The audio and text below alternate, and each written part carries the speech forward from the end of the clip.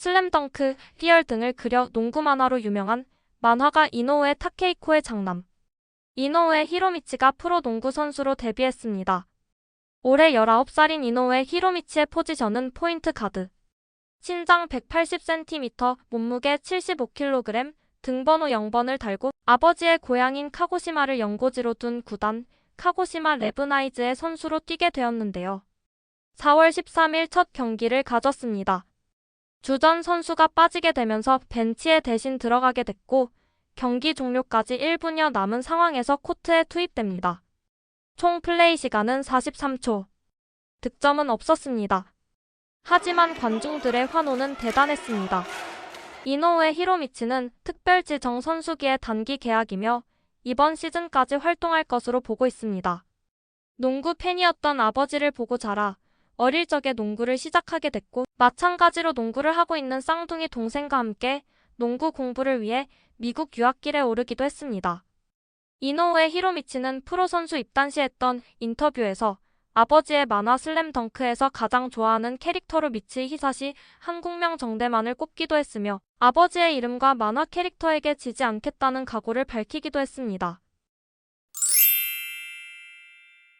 곧 메이저 데뷔 20주년을 맞는 밴드 이키모노가 카리. 리더인 미즈노 요시키가 14일 15년 동안 해왔던 SNS 계정을 폐쇄했습니다. SNS를 닫기 전날 미즈노 요시키는 장문의 글을 올렸는데요. 그중 한 단락이 사람들을 놀라게 했습니다. 미즈노 요시키는 SNS 계정 폐쇄에 대한 장문의 글을 올리면서 투어의 티켓 판매가 위험에 노력하지 않으면 안 될 타이밍이란 말을 썼는데요. 이키모노가 카리는 올해 6월부터 7월까지 전국 투어를 열 계획입니다. 이미 티켓 판매는 시작됐지만 아직 좌석을 다 채우지 못한 겁니다. 이키모노가 카리 정도의 체급이 티켓 판매에 고전하고 있다는데 사람들은 현재 일본 공연계 상황을 걱정하기 시작하는데요. 얼마 전 애니메이션 기생수생의 경률의 엔딩 It's the Right Time.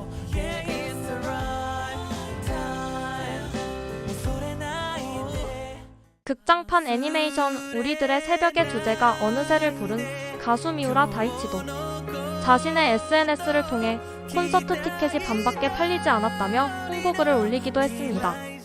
현재는 홍보 덕에 80% 정도 채워진 상태라고 하지만 미우라 다이치 정도 되는 가수가 직접 티켓을 사달라고 호객행위를 하는 모습에 많은 사람들이 놀랐습니다. 사람들은 이 현상이 단순히 가수의 인기가 떨어진 탓인지 아니면 세대교체나 경기 불황으로 인해 높아진 티켓값을 감당하지 못한 구매자들이 지갑을 닫은 것인지 혹여 이 현상이 장기화되어 라이브 공연 시대가 끝이 날 것인지에 대해 걱정하고 있습니다. 이키모노가 카리는 애니메이션 블리치 엔딩 하나비. 애니메이션 크게 휘두르며의 오프닝 청춘 라인.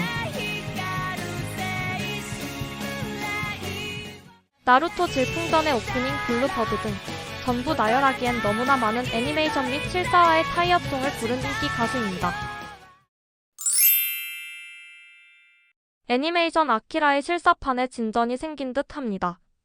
2002년에 워너 브라더스가 판권을 구매한 아키라의 할리우드 실사판은 제작과 관련된 무성한 소문만 돌고 구체적인 내용은 전혀 공개되지 않고 있었습니다.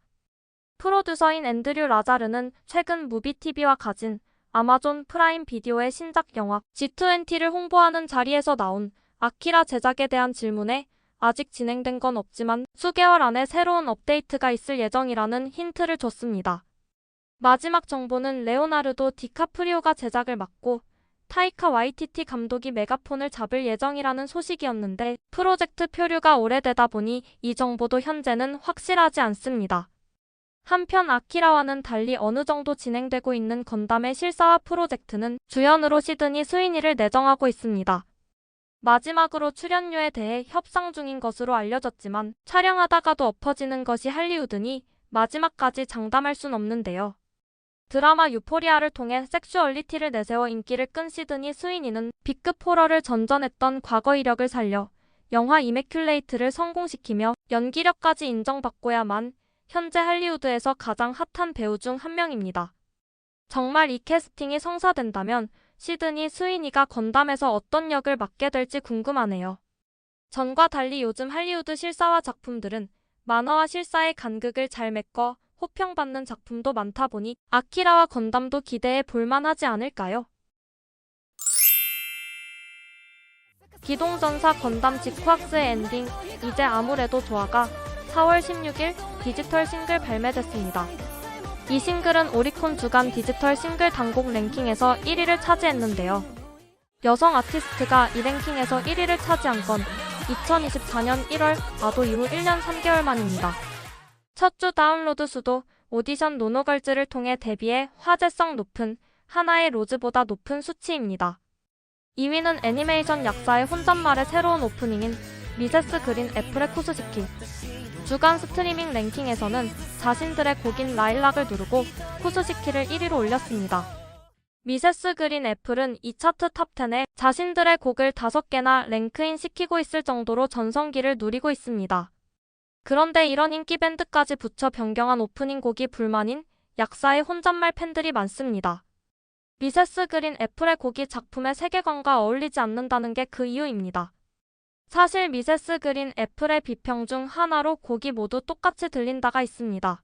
인터뷰로 볼 땐 약사의 혼잣말을 꽤나 의식하고 곡을 만든 듯하나 이번 오프닝도 논란을 피하지 못하고 팬들의 불만에 직면하게 됐습니다.